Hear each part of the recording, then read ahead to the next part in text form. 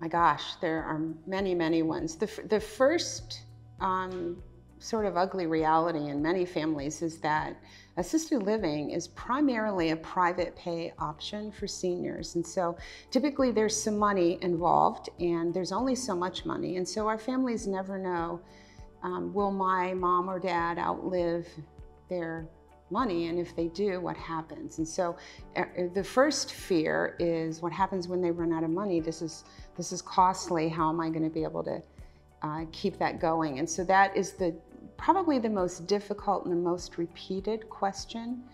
I wish they had more questions about care, to be honest with you. These families tend to operate a bit on an assumption that everybody in this space is the same and that everybody is good at it. And upon closer look, you'll find out really fast that is not the case. And so we really push them to look at us closely, and we're incredibly transparent. There's not a whole lot about the day in the life of a resident that isn't presented to that family early on in the process. So they know what it's going to be like when they hand mom over. At what point in a person's life should they start considering senior assisted living?